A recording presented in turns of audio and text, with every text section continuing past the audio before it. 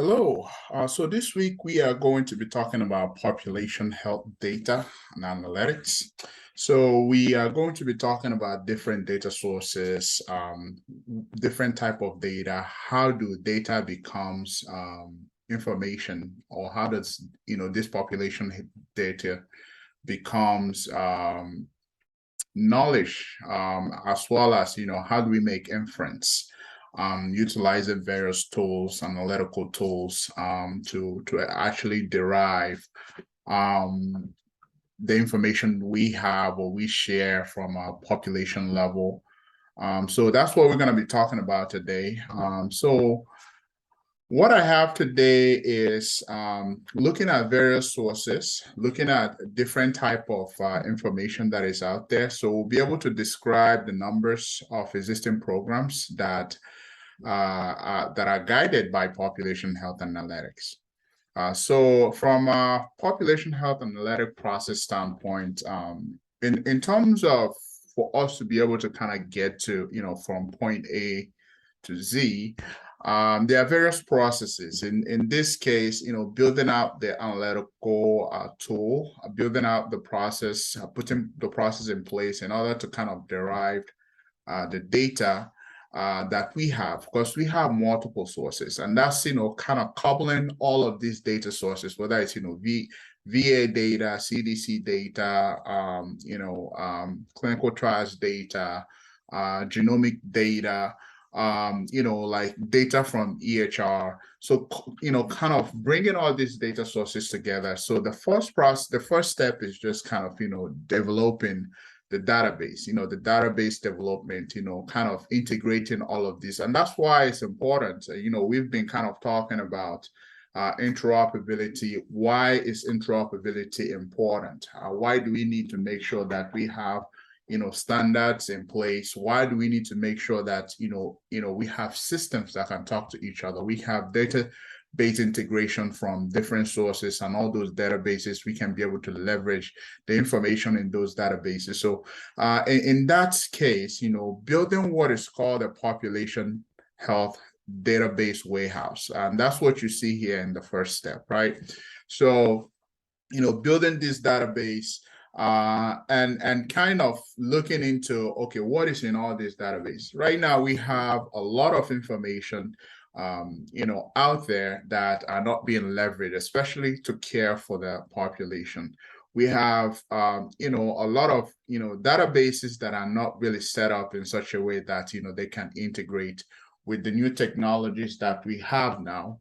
Or even with the databases that are kind of sitting there, and they are being used, but they're not being optimized.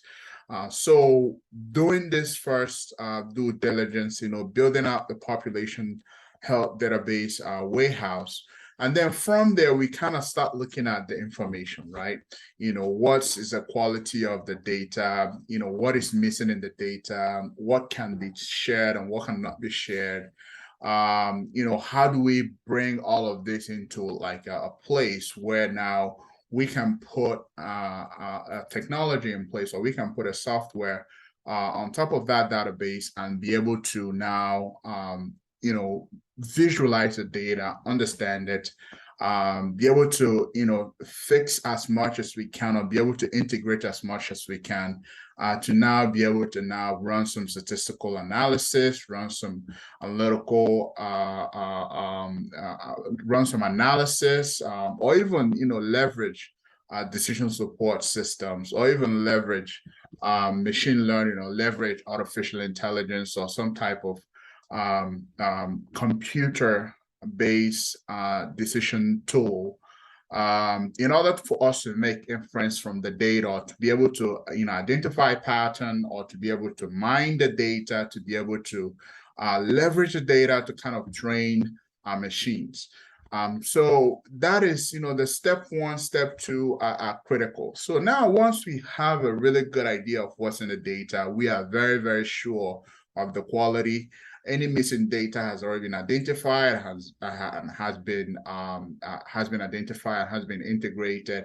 Now we start going into the modeling. We start looking into, this step here, step three, where we now start looking into the modeling, looking at, how the data is presenting, looking at the visualization, being able to stratify the data based on diagnosis, based on medication, based on demographics, based on population.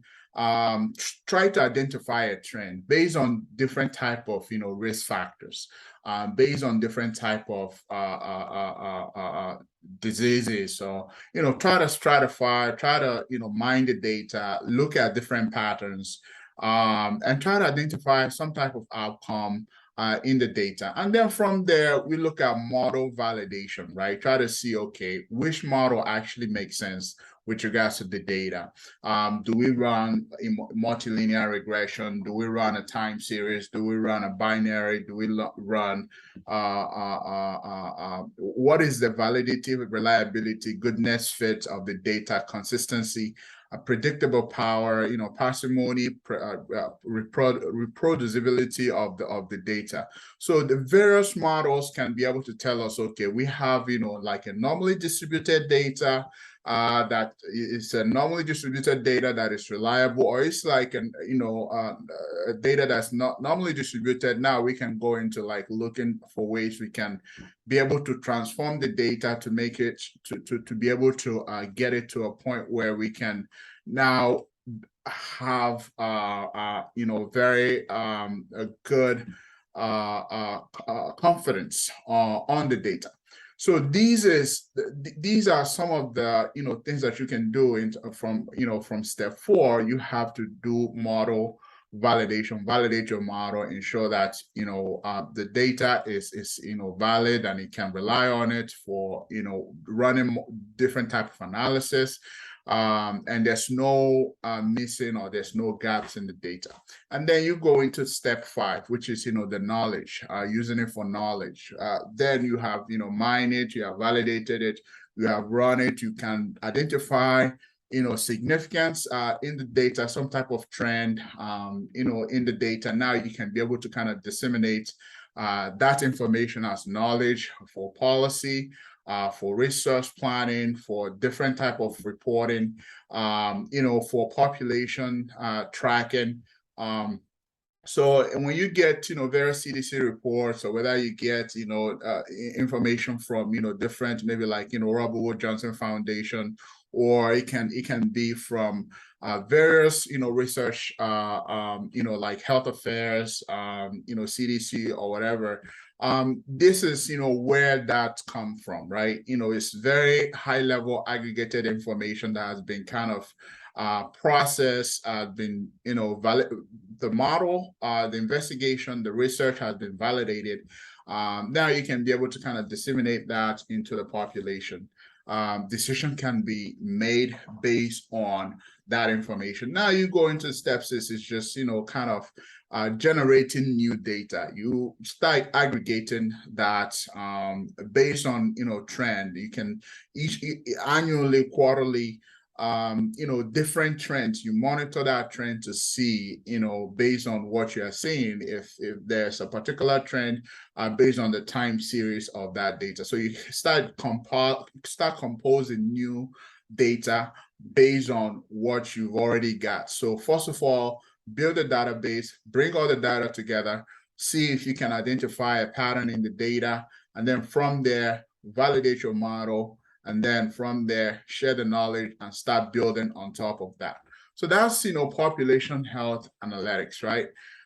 So that's the overall process. So for future frontiers, we now look into, the conceptual development, looking at, the non-claims data, role of health information exchange in population health decision support. We look at case studies from the VA, from CRISP, which is a Maryland-based HIE.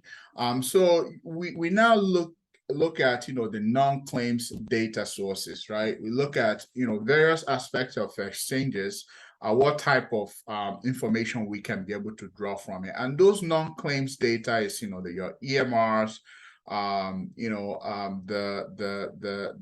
mHealth, which is your mobile health, or your eHealth, the labs, the registries, the personal health records, combining that, contributing that into, population health databases, try to kind of look for ways to integrate all of that. We've already gathered the databases that we currently have. Now we have to integrate all these new different avenues of data, different from the claims, from the insurance companies, integrating that and building that along the way. So, when you look at, role of HIE, right? You start to recognize that, we have to, that's why we continue to emphasize, we have to get this done, adding new layers of health analytics to EHI. You look at different sources of the data, right? We've already looked at, like public health information, from, contributing to population health analytics. We looked at, clinical health informatics. We looked at the EHR. And then from there, we have HIE that contributes to, the population health, public health information. But in terms of looking at the role of HIE, it has to pass through all of this information. The EHR information has to pass through the HIE in order for us to kind of get to the health informatics, the public health informatics. And when we look at, all these sources, the insurance data, the personal health data, the pharmacy data, the admin data repositories, they all contribute to the population health data sources, and then overall population health analytics, which is, the tools, the applications, the software that whether it's, Tableau based or, SAS based or different type of analytical tools, Microsoft Power BI based tool, the global information system that can also rely on that, can also rely on that population health database. Having HIE in place to go to kind of channel all of that information from different hospitals, from different healthcare organizations, channeling that information to the population health database, that is critical. And also having, protocols in place that will enable all of these sources, the health information, the health insurance information, the pharmacy information going into that. So that is not easily done. You have to bring a lot of organizations together. Well, first of all, you have to get the HIE done. You have to get that in place, and now bring in the key players that will build the technology, build the integration, build the APIs, build the middlewares that will enable you to be able to push that information to the population data warehouse. So, adding new layers of population health analytics in line of, HIE service. So, the clinical decision support or the decision support from for population health. So you look at, this is how that works, right? So you have the HIE, and then you have population health analytics. So you have HIE, based data.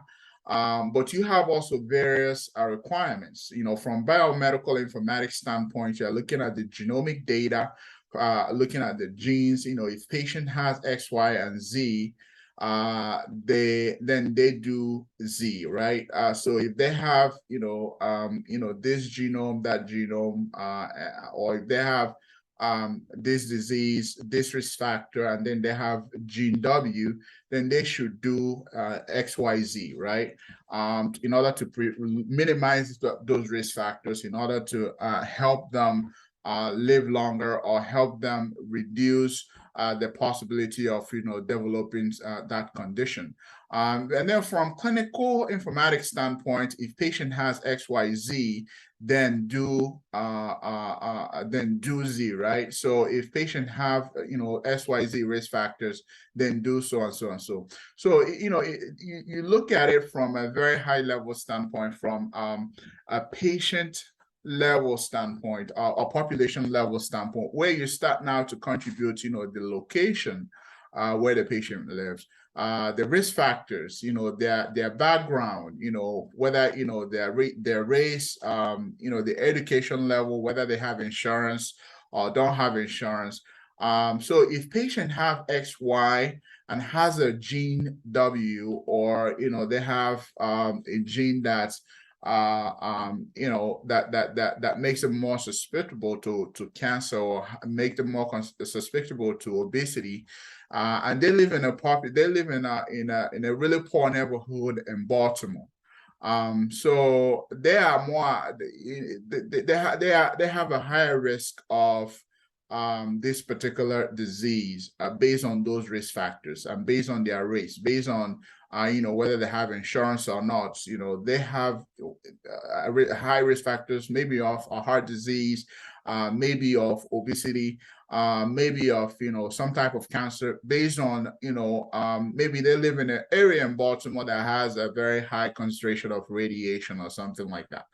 So they have a high risk of kind of developing those risk factors, and they should get screening, or they should see their doctor, or they should start monitoring a particular vital sign in order to make sure that they are okay, and they should do so and so on. So that's why population health play a key role, because it's more proactive instead of reactive, identifying various risk factors, leveraging analytic tools in order to be able to identify a particular trend, in order to kind of stratify a particular population, in order to kind of present some type of approach in order to address a particular risk, in order to minimize it in such a way that it doesn't impact the patient over time, or impact the population over time. So the VA has it's one of the largest medical system in the United States. So over 150 medical centers. You have population-based outpatient centers, community living, vet centers, domiciliaries, over 53,000 independent licensed healthcare practitioners, over 8 million veterans each year. They have a distinct US-based defense military health system. So, when you look at it, and they have an underlying EHR system, the Veterans Health Information System, or technology architecture called the VESTR, that, recently they just partnered with Sana. Sana now is building their new EHR system that has a lot of, potential in terms of, from a population health standpoint. They have a very large corporate data warehouse, meaning that they have various regional data warehouses, depending on where you are, northwest, east, or south, that man this population health analytics and also predictive modeling. So the VA Population Health Management Office, called the Analytics and Business Intelligence, was established in 2014. They created this population health framework that maintain ongoing work in predictive analytics, develop population health tools, as well as enhanced data systems. So they use this from a representation, use the representation of individual, group level population health to facilitate different program design, different implementation targets, different strategic planning for the VA, overall VA architecture. So, they identify different high risk models, from obesity to, cancer, to heart disease, to, heart failure, various risk stratification based on risk factors, based on population, age group, location, based on different type of racial ethnicity. So they have various stratification of models that they currently monitor in order to address the health needs of the VA population. So, the current predictive model from the VA or predictive modeling activity is basically just to develop, stable models that can be run in real time in the future, maintain a robust platform to develop predictive models, evaluate thousands of potential predictors, test and validate various models, compare modeling techniques, logistics, statistic of model, typically, between the 0.8 and 0.9 ratio, very high predictive. And then you have, the care assessment needs. Their care assessment needs scores based on demographic, utilization, chronic illness, and pharmacy. So you see, and also the vital signs, lab radiology, and then the text notes. So this is the care assessment that the VA also put in place in order to kind of continue building the data. And then you see here this predictive accuracy of the VA predictive modeling. And then you see here, the VA usage from 2015, usage from the care assessment needs from 2015. And you have telehealth coordination programs as well. That is also part of this program. So patients with high score are referred to the telehealth programs for further monitoring. And then, the current predictive model from the VA, the current predictive model, they have one for kidney disease. So the risk of acute kidney injuries at admission before and after cardiac, catheterization is really high. And they integrate, care management to the care of this individual. And also risk of dialysis among patients with chronic kidney disease was also in 6 months, was also identified.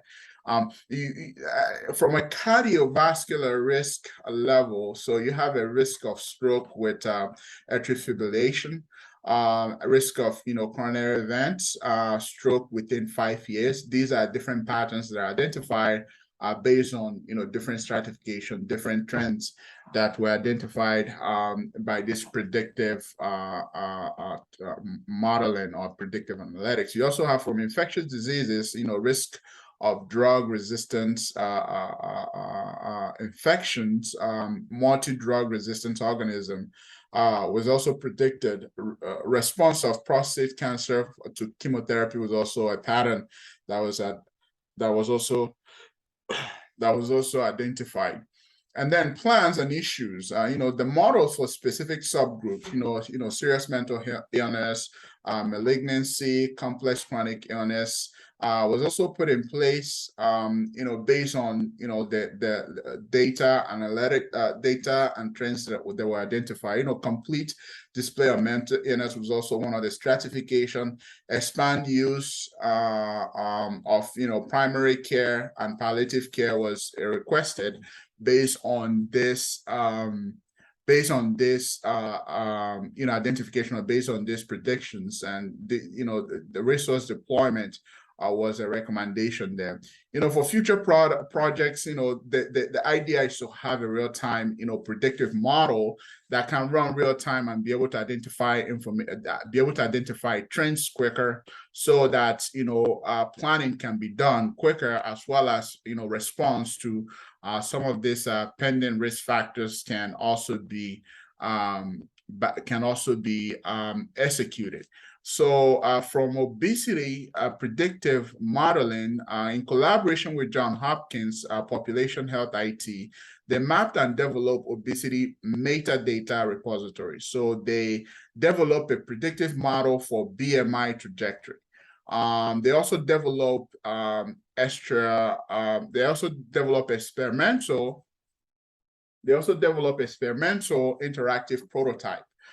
So this is a future project that will enable them to be able to react quicker to high-risk factors, to a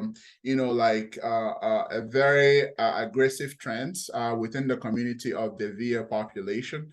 Some of the real-time, population analytics they have in place right now, for example, this is for obesity. They can be able to do an overlay with a GIS system to identify various hotspots of obesity within a region or population. So this is an example of that. And they can tell you exactly based on, the age groups, based on various other demographic details. They can exactly kind of pinpoint where you have the hottest activity or hottest presentation of obesity within a particular region. Therefore, resources can be deployed in those locations in order to address various activities. Various community level activities can also be, deployed in those regions to, counteract the obesity level. CRISPR, which is a Maryland-based HIE, I mentioned that earlier. So CRISPR is the Chesapeake Regional Information System for patients. It's called CRISPR. It's an HIE that serves the Maryland and also the District of Columbia region. So you can see here in collaboration with, the National Health Information Network, both state level and federal agencies in collaboration. They also have the health record bank. They have state and public health agencies, physician practices, pharmacy hubs, radiology centers, laboratory, and then multiple hospitals also contributing and partnering in this initiative. So from a metric standpoint, you have a total of 48 hospitals. You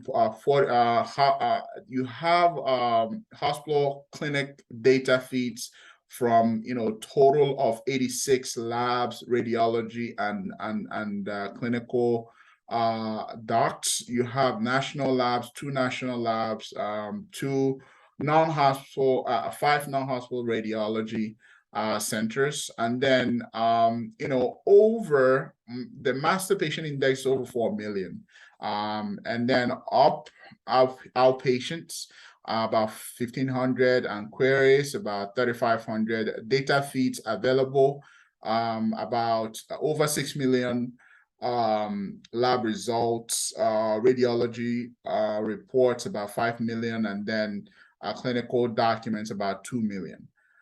So this is, pretty much the spec of Maryland HIE, which is, aka CRISP. And it's a combination, it's a collaboration of, Maryland as well as, the District of Columbia. So the data flow, information flow for CRISP, from all those data sources that were mentioned, various key players from a clinical feeds, you have labs, feeds into what is called the Myth Connect, and then you have initiative. We also have Myth Connect 2 repository, which is a query portal, and then you also have a physician hospital clinic that also contributes to the patient roster. That is and the ENS core, the notification engine, and then you have the Maryland State Department contributing, the hospital visit data to the transactional database and also the reporting database. So that's the information flow information flow into the CRISP. So from a data type standpoint, or data type and service standpoint, like I mentioned, it's a combination lab, hospital, radiology. So you have data in terms of, from a hospital, you have admission and discharge, you have lab transcript, you have, radiology transcript, long-term care admission, and then you have pharmacy. You have pharmacy information as well that is coming in real time, and then from a linked data set standpoint, you have provider, the patient panels, claims, the claims from the Maryland Department of Health, the payers, eligibility and claims, Medicare eligibility, hospital, PSA, SSA, and then Medicare claims. And then from the census, zip code, county zip code, reference addresses, you have the reference data that is coming in. So all of those together, the data is processed. Various assignments are from, the MPI number, the geographic coordinates is also assigned. You calculate various measures, readmission, population, health metrics, various incidence rates, prevalence rates, at the segment level, utilization level, high use, ambulatory care, sensitive condition, you have that stratification as well. And then applying the tools, so various risk factors, forecasts, predictive model, geographic segments, and then business intelligence application was done to create, multiple reports that goes to, key stakeholders. You have state static reports, dynamic reports, custom reports, ad hoc for quick response, and then various type of maps provided for these two regions, the Maryland as well as the DC regions. And then the distribution approach, which you have like a web interactive or email distribution, mobile distribution, various tablets distribution. So this is, pretty much the type of flow in process. You have real-time data as well as, sharing of the information based on the information availability. This is what, if you go now, this is, the CRISP portal. This is what it looks like. They might have, changed this a little bit. This was a screenshot from 2016. So pretty much it has changed a little bit, but this is what, it looks like. And then the data tracking, you can see here from a geographic level, GIS application level, application, the use of CRISP to track population utilization in various areas. You can also see the legend there for different indication of utilization from a very high level. State level, you can also see the indication there of utilization by census tracts. And then the neighborhood level, you can also see inpatient utilization by census tract by neighborhood. So that kind of gives you, an idea of, how all of this come together from, getting the data, clobbering, putting the databases together, and then from there processing it, and then being able to kind of generate all the, nice reports that you see that comes out on quarterly basis, or that you see in a lot of, policy documents, or that is utilized in a lot of research. So, the data interoperability analytical tool, in summary, we've talked about, various types, non-claims data, role of HIE, talked about, the population health support. We talked about different programs, the HIE, the VA, and the CRISP case studies in leveraging population health databases, building out a population health program, predictive model that is used in decision making. So I hope this you've been able to see how all of this come together in terms of what type of data can be utilized, and how why it's critical to have a health information exchange that will enable you to pretty much have a robust population health program. All right, so that's it. That's all I have for today. So I'm going to share this with, I'm going to post this in the announcement. So feel free to take a deep dive in the content, and also do a little bit more background research on these two programs, the VA and also the CRISP, to learn a little bit more about them. Okay, so that's all for this week. You all have a nice rest of the week, and I'll see you again same time next week.